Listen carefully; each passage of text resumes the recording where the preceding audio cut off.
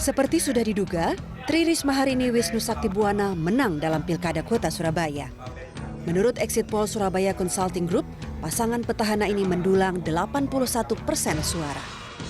Pasangan rasio Lucy Kurniasari hanya meraih 19% suara. Keunggulan Risma Wisnu dibarengi rendahnya partisipasi pemilih yang hanya 53%-an. Di pojok timur Jawa, Banyuwangi, pasangan incumbent juga melesat.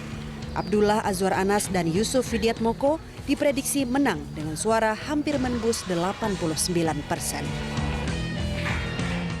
Di Kota Blitar, suara pasangan Muhammad Samanhudi Anwar Santoso lebih tinggi lagi, yaitu 92%-an. Ini diklaim sebagai suara tertinggi di Pilkada Serentak 2015.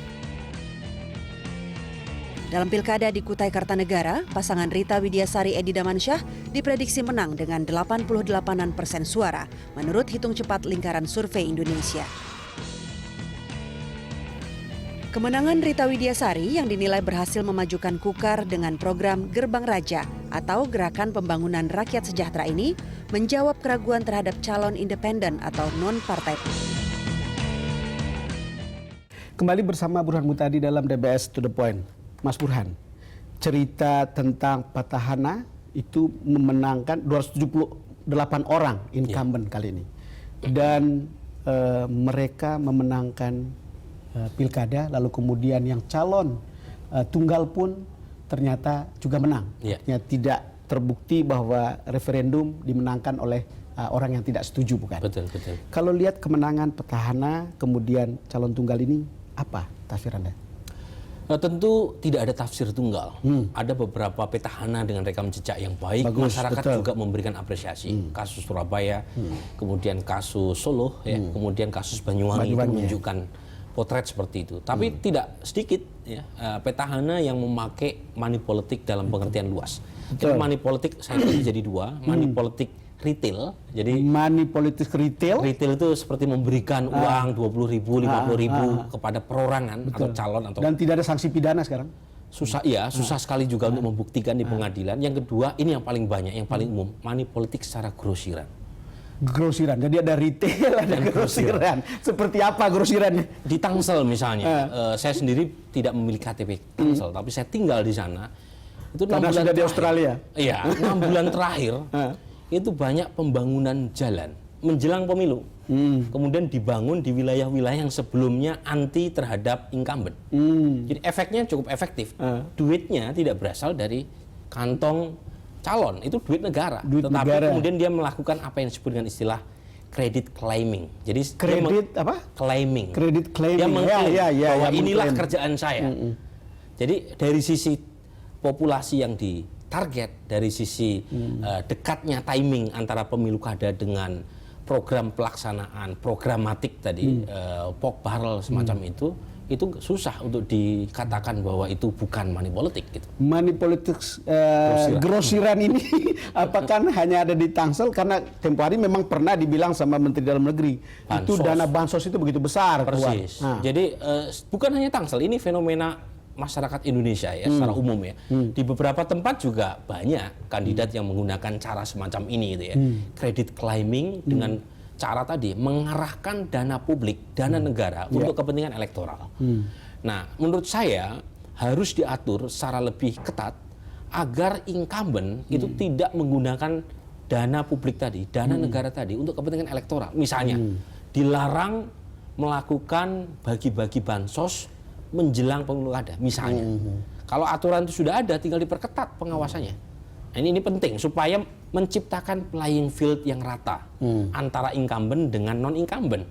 Sebab kalau misalnya tidak diciptakan aturan semacam itu, aturan permainannya menjadi tidak seimbang. Incumbent dengan rekam jejak yang buruk, sudah dikenal juga. Sudah dikenal pula. Dia seperti bermain dengan 10 langkah lebih cepat dan lebih awal ketimbang lawannya. Kalau dalam pengamatan Anda, kalau kita bicara rata-rata yang bikin money politis grosiran dengan mereka yang based on track record yang bagus, kalau kali ini seperti apa? 30% yang bagus. 30% yang bagus itu jumlah yang besar, Mas. Jumlah yang besar. Jadi saya sendiri bahkan kalau dibandingkan dengan periode sebelumnya ada kenaikan. Jadi kebetulan ada beberapa nama yang saya lihat gitu ya. Kebetulan kita punya data survei lebih dari 200 dan nama-nama itu ternyata cukup baik gitu ya. Di beberapa wilayah di Sumatera juga tidak sedikit nama dengan rekam jejak yang baik. Memang belum mendapatkan publikasi yang luas. Nah, ini tugas kita bersama. Nah, kalau mendengar penjelasan Anda, ada satu hal yang membuat saya optimis bahwa pilkada kali ini mungkin jauh dari money politics yang ditimbulkan oleh biaya yang dikeluarkan oleh calon atau kandidat. Persis. Lalu kemudian dari situ kan kita bisa berharap bahwa ini juga tidak akan menghasilkan koruptor-koruptor baru, bukan? Seharusnya. Jadi kalau kita membaca secara linier, mereka yang maju dan menang dengan hutang budi terhadap para oligark yang minimal, seharusnya mereka tidak punya hutang budi proyek maupun politik untuk membalas itu tadi. Jadi secara teoritik seperti itu. Tetapi tetap saja dalam proses untuk menghasilkan demokrasi yang berkualitas, kita diminta untuk berpartisipasi bukan hanya waktu pemilu kada. Jadi masyarakat untuk kepentingan mereka sendiri itu harus mengawasi dan mengontrol elit terpilih setelah pemilu kada. Jadi dari rakyat oleh rakyat itu bukan hanya sekedar berhenti di slogan, tapi juga kita manifestasikan. Media massa, kaum akademisi, NGO itu punya gawean bersama. Tadi memunculkan orang-orang baik agar mereka bekerja sama dalam kebaikan. Tadi kita sudah kita bicara. Ingat, bukan hanya kejahatan yang menular, kebaikan pun bisa menular. Bukan hanya kejahatan yang menular, kebaikan pun bisa menular. Saya sepakat dengan itu. Tapi kejahatan biasanya lebih cepat menularnya daripada kebaikan. Karena mereka biasanya pintar untuk membangun permufakatan jahat, persekongkolan. Ini bahasa karena ada isu. Ada isu persekongkolan, permufakatan jahat. Mas Burhan, terima kasih sudah datang. Sama-sama atas poin. Terima kasih undangannya.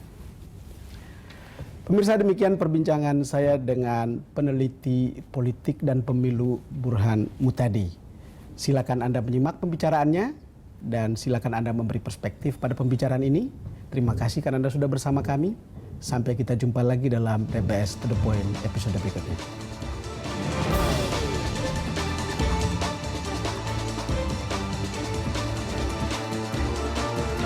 Itu semua